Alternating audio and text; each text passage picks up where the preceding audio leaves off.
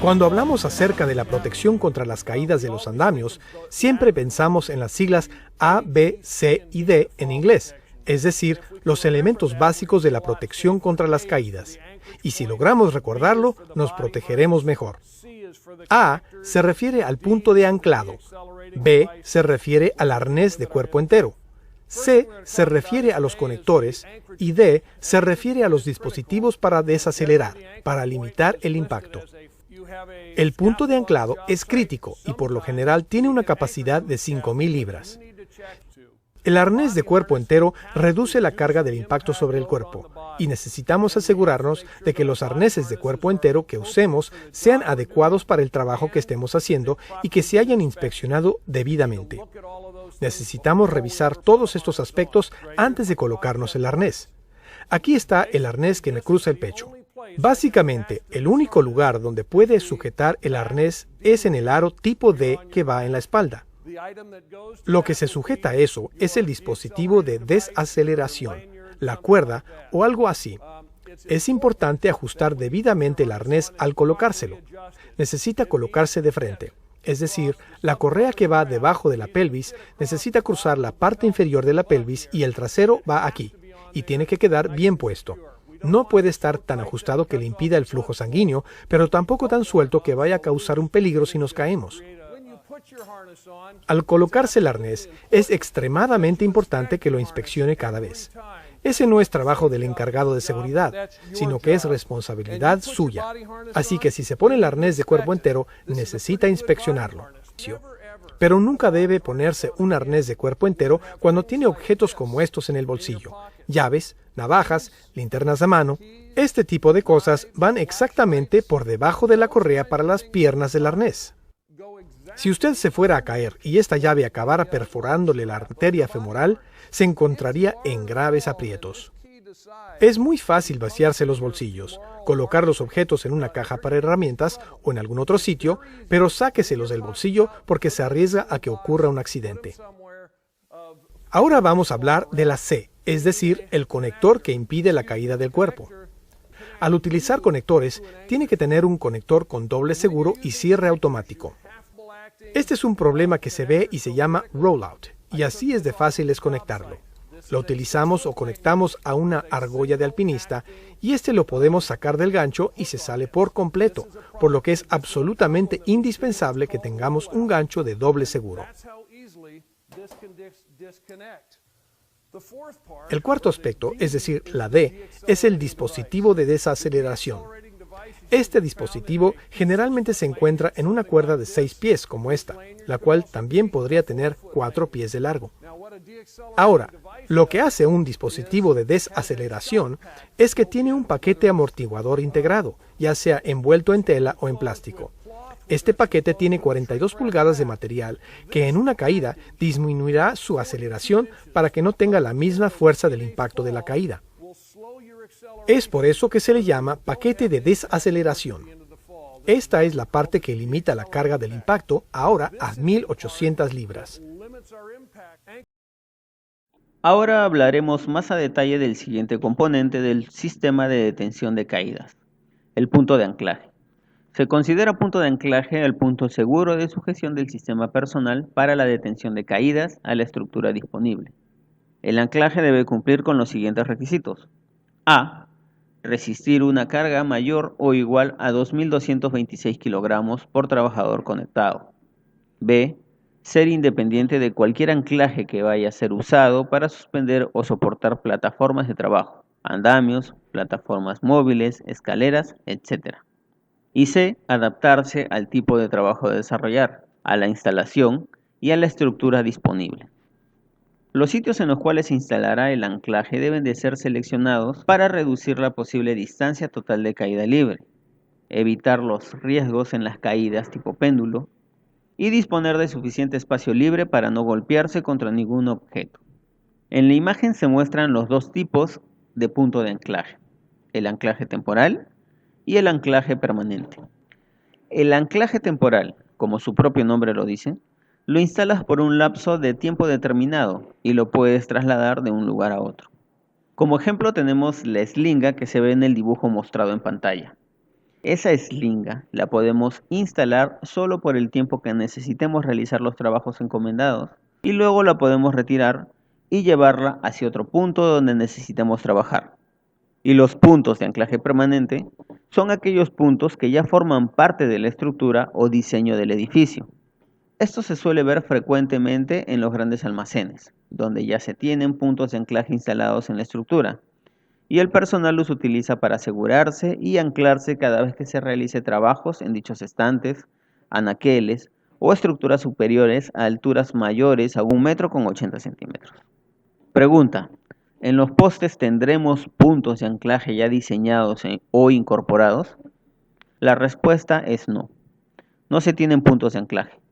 Es por ello que para la clase práctica de este curso se solicita que el personal utilice el punto de anclaje temporal, que vienen a ser la eslinga de soporte con anilla metálica que está incluida como parte del equipo anticaídas asignado en almacén.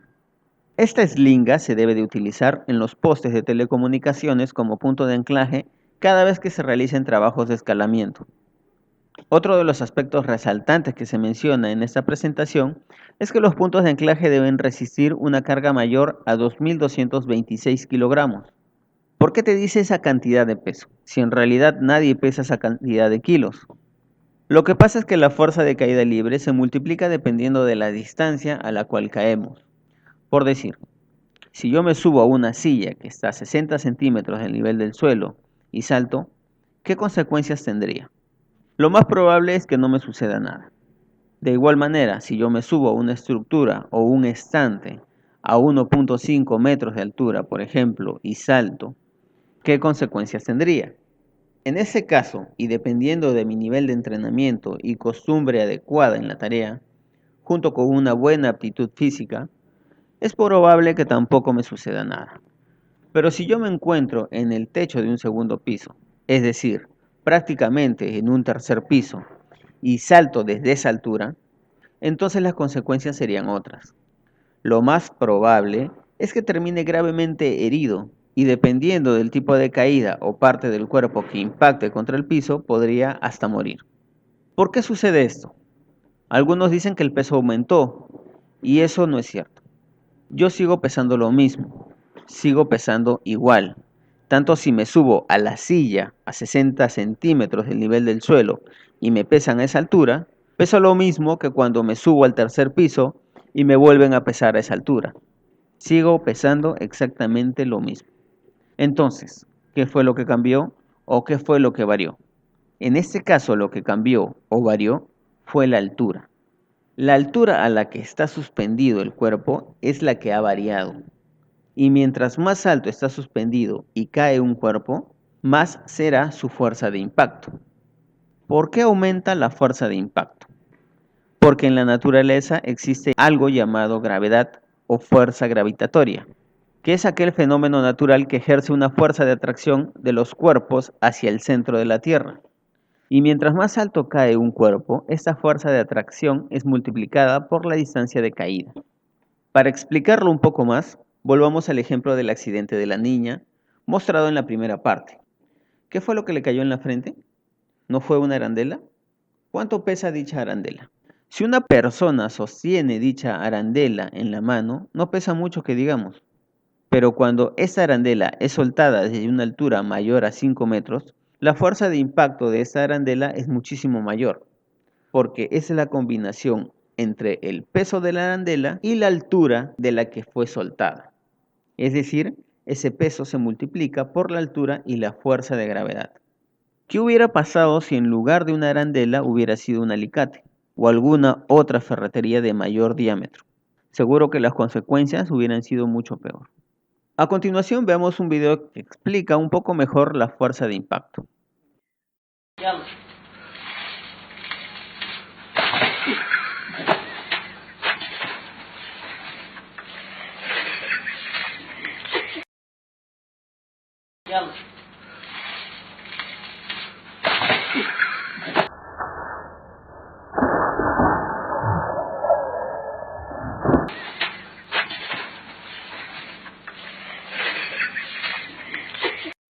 En el video se aprecia claramente cómo uno de los trabajadores o involucrados en la tarea le pide que le avienten un saco de cemento desde el techo de un primer piso a su compañero. Y eso lo hace porque no se imagina que la fuerza de caída libre del saco de cemento será mucho mayor que cuando está detenido. Y puede parecer gracioso o curioso, pero muchos de nosotros cometemos este tipo de errores. Y hasta en algunas ocasiones hemos pensado que si alguien se cae desde una altura prominente, podemos atraparlo o sostenerlo solo con la fuerza de nuestros brazos. Y la verdad es muy distinta. Vamos a hacernos las siguientes preguntas. ¿Cuánto está pesando una bolsa de cemento? La más común de las bolsas de cemento está pesando alrededor de 42.5 kilogramos. ¿Cuánto pesa una persona promedio? Una persona promedio está pesando alrededor de 75 kilogramos, es decir, prácticamente el doble del peso de una bolsa de cemento. Si en alguna ocasión osamos o intentamos atrapar a una persona que cae desde una altura considerable, entonces podría haber más de un accidentado. También es muy frecuente ver cómo algunos técnicos se enganchan en los cablecitos, fierritos, conexiones o acometidas aéreas de los postes, pensando que de esta manera están protegidos ante una caída. Y la verdad es otra. Volvamos a hacer un experimento mental. ¿Cuánto dijimos que pesa una bolsa de cemento? 42.5 kilos, ¿verdad? Si creemos que esa acometida o cablecito aéreo nos protege contra el impacto de una caída, entonces deberíamos de someterla a un esfuerzo similar. Imaginemos que agarramos una bolsa de cemento, la envolvemos y aseguramos bien con un arnés, la conectamos al cable o acometida aérea y luego soltamos la bolsa simulando una caída. Lo más probable es que ese punto donde nos conectamos se romperá y la bolsa impactará contra el suelo. Pero, en realidad, las personas promedio no pesan lo que pesa un saco de cemento. Ya dijimos que la persona promedio pesa alrededor de 75 kilogramos, casi el doble de una bolsa de cemento. Eso quiere decir que si queremos ser más realistas con el experimento, ¿qué deberíamos de hacer? Deberíamos de agarrar 2 bolsas de cemento, envolverlas con un arnés, conectar la línea de enganche al cable o acometida aérea que escogimos como punto de anclaje y soltar las bolsas para simular una caída. Y el resultado será igual que el anterior, solo que más evidente. Las bolsas caerán e impactarán contra el suelo. Así que no te confíes cada vez que subas al poste y creas que enganchándote en los cables que están en la parte superior estás protegido. No es cierto. Vuelvo a formular la pregunta de hace un momento. ¿En los postes tendremos puntos de anclaje ya diseñados o incorporados? La respuesta es no. Recuerda siempre llevar tu punto de anclaje temporal contigo. Una persona en caída libre llega al suelo muy rápidamente. El impacto de una caída, aunque sea de 4 pies de altura, puede causar lesiones graves. Si la obra donde trabaja requiere el uso de un sistema personal de prevención de caídas, su supervisor le dará la capacitación específica para usar correctamente el equipo. Ganchos y anclajes. En el mercado se van a encontrar distintos tipos de accesorios para los trabajos a realizar. Si bien se han mencionado ganchos y anclajes tipo lora, no son los únicos tipos de ganchos que vamos a encontrar. También tenemos otros tipos de mosquetones como los carabinero, el estructural, el americano o el giratorio. Las líneas de anclaje con absorbedor de impacto también pueden variar. Podemos encontrar con doble cola o cabo de vida y el estrobo corto, también conocido como cuerda vertical. Con respecto a las líneas de anclaje sin absorbedor de impacto, tenemos para citar algunos ejemplos como las cuerdas de nylon trenzado y el cable de acero galvanizado, muy comúnmente utilizado para trabajos de soldadura. Claro está que durante la presentación se han mostrado algunos modelos de accesorios o componentes del arnés, pero eso no quiere decir que siempre van a ser los mismos. Estos componentes pueden variar dependiendo de las adquisiciones que se hagan en la empresa. Y la recomendación principal es que se revise de manera oportuna el tipo de componentes con los que cuenta el arnés que se te ha entregado o arnés que se te va a entregar. Se tiene que revisar también el funcionamiento de estos componentes para no tener percances de último momento cuando lo querramos utilizar en campo. Recomendaciones para el uso del sistema de detención de caídas. Todo trabajador que realice trabajos en altura debe de contar con un arnés de cuerpo entero y de una línea de enganche con amortiguador de impacto con mosquetón de doble seguro en los siguientes casos, siempre que la altura de caída libre sea mayor a 1,80 m, a menos de 1,80 m del borde de techos, losas, aberturas y excavaciones sin baranda de protección perimetral. En lugares donde, independientemente de la altura, exista riesgo de caída sobre elementos punzocortantes, contenedores de líquidos, instalaciones eléctricas activadas y similares, sobre planos inclinados o en posiciones precarias, tejados, taludes de terreno que estén a cualquier altura. Subsistema personal para detención de caídas, o también conocido como SSPDC. Al momento de hacer la práctica de escalamiento de poste, vamos a instalar en escalera telescópica un subsistema personal para detención de caídas. Este subsistema personal para detención de caídas son de varios tipos, como los que estamos apreciando en pantalla, pero el que vamos a realizar es el que se muestra al lado izquierdo de la pantalla.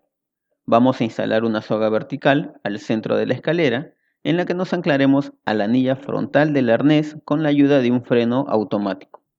Este subsistema personal para detención de caídas con el freno tiene la función de detener nuestra caída en caso perdamos el equilibrio al momento de ascender o descender por la escalera telescópica. Esto lo vamos a ver a más detalle en la parte práctica. Para entender cómo trabaja el equipo de protección, veamos qué sucede en una caída.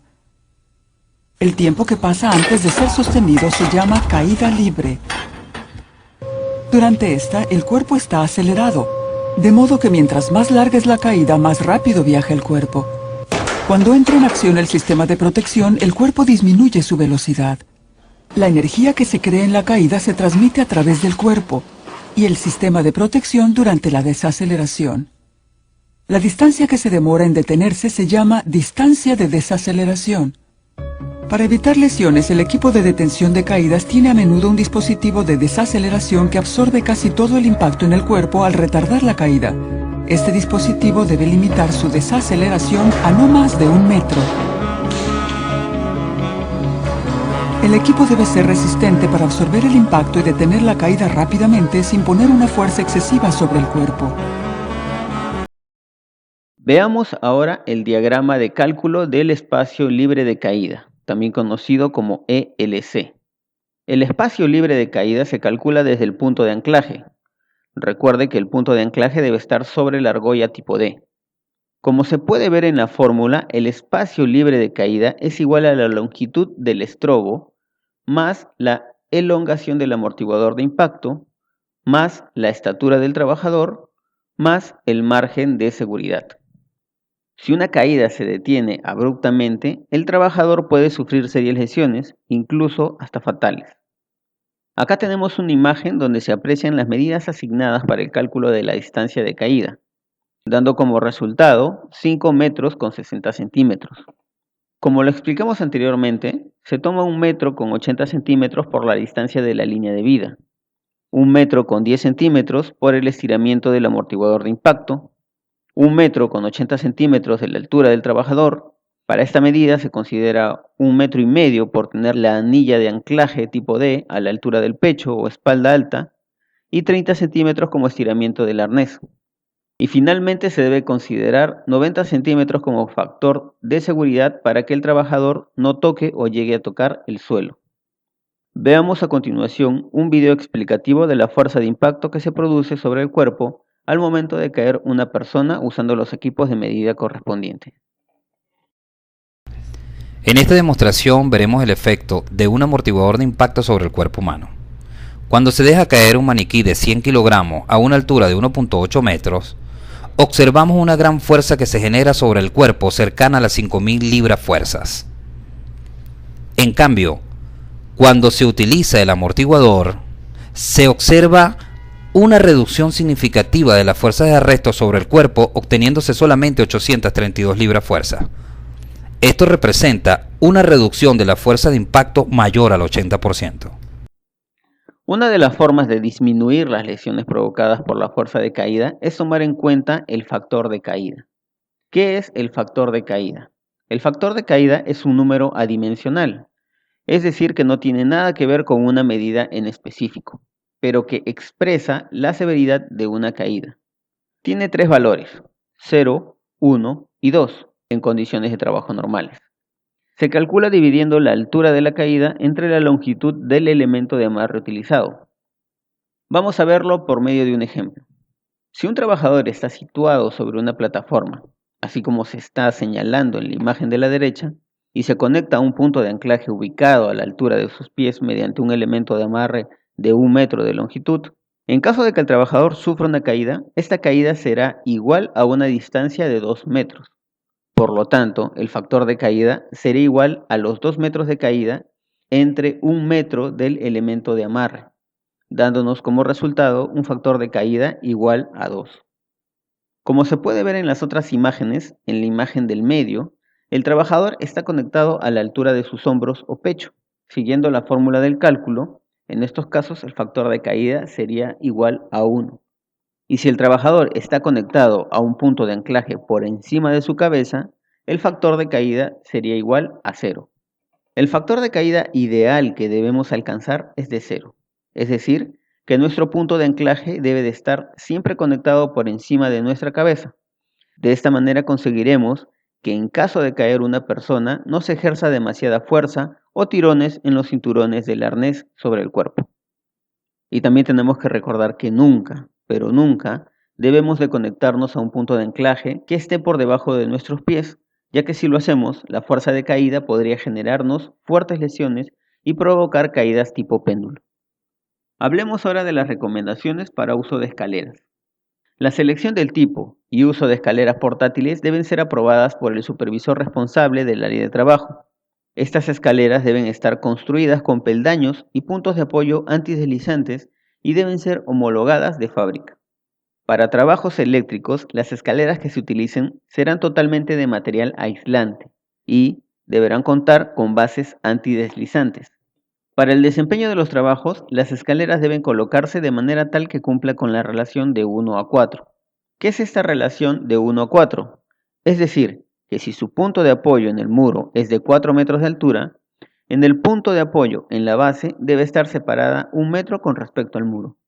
Cuando usemos la escalera para acceder a un piso superior, el extremo superior de la escalera debe sobresalir 1 metro con respecto al punto de apoyo, y nunca se debe utilizar los 2 últimos peldaños de una escalera portátil. Y también, como se puede ver en el siguiente video, no debemos sobrecargar la escalera.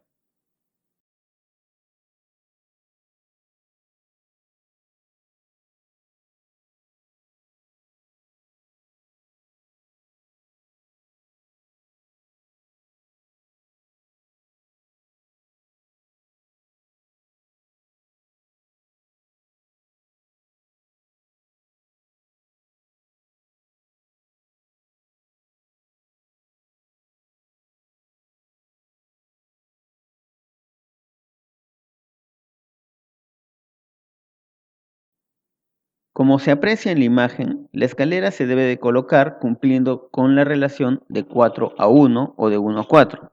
Eso significa que si yo apoyo la parte alta de la escalera a una altura de 4 metros, en la base debe estar separada 1 metro con respecto a la pared. Y también se aprecia que en la parte alta la escalera debe sobrepasar 1 metro. Las escaleras de tijera deben estar completamente abiertas y contar con zapatas antideslizantes. Y como norma general no debemos pisar el último peldaño. Acá se ve otra imagen descriptiva de las medidas de seguridad recomendadas. Y también debemos de tener en cuenta que nunca debemos usar escaleras con fisuras, empatilladas o quebradas. Veamos ahora un video de los errores más comunes o accidentes que acontecen en las escaleras.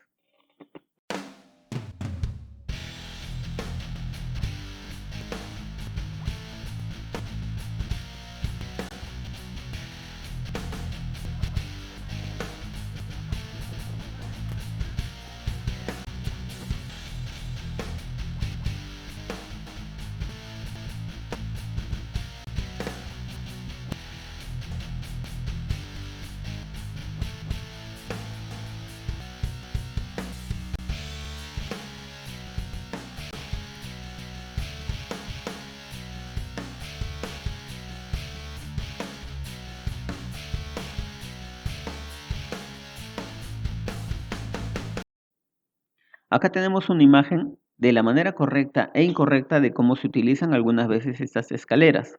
En la imagen de la izquierda se aprecia la manera correcta de utilizar la escalera y en la derecha se ve algunos de los errores más comunes que se cometen al momento de trabajar con escaleras tipo tijera.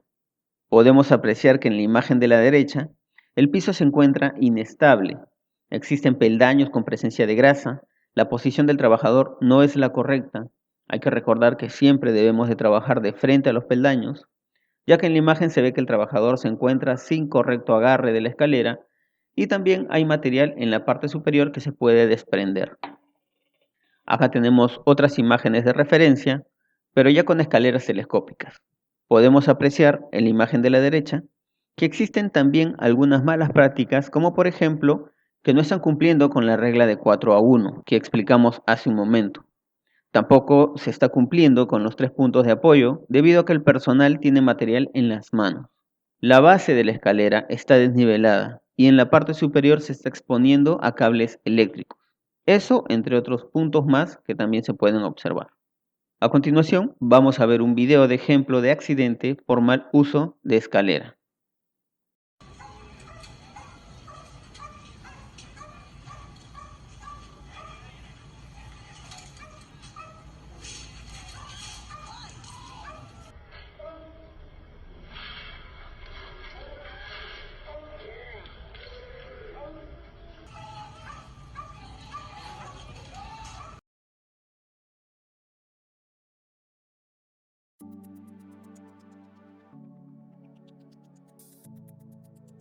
Se tomará un aproximado de 2 metros de uno de los extremos de la cuerda semiestática.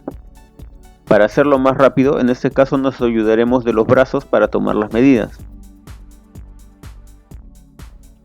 En el último peldaño se pasará los 2 metros de la cuerda semiestática dándole 2 vueltas.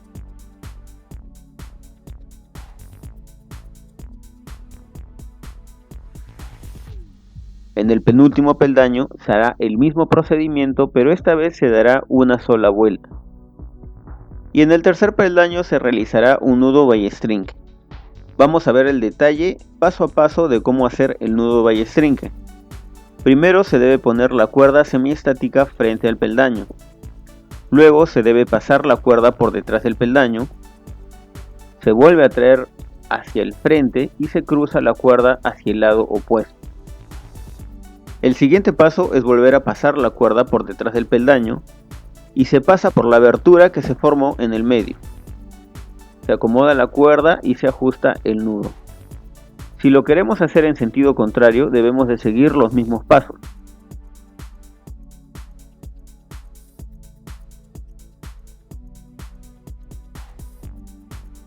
Vamos a volver a verlo, pero esta vez en cámara lenta.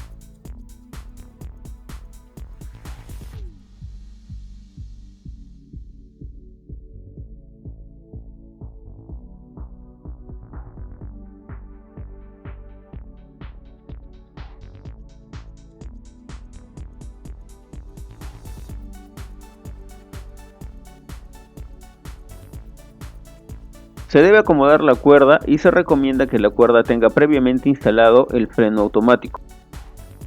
Para asegurar correctamente la escalera en trabajos verticales, tenemos que atar una segunda cuerda con un nudo ballestrinque en la B apoyaposte.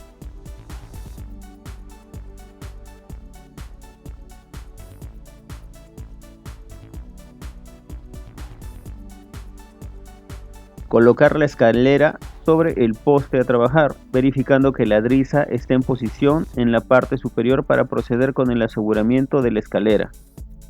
Tome el extremo de la driza que baja del apoyaposte y páselo alrededor del poste envolviendo 4 veces a una altura aproximada de 1,5 metros del piso.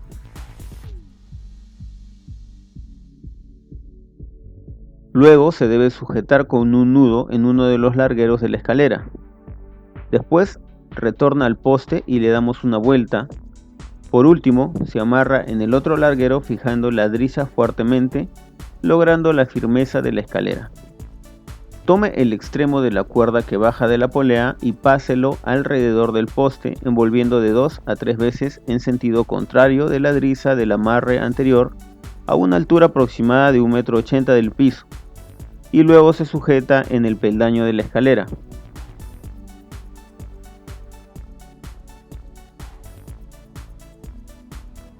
Instalamos el freno automático a la anilla frontal de nuestro arnés.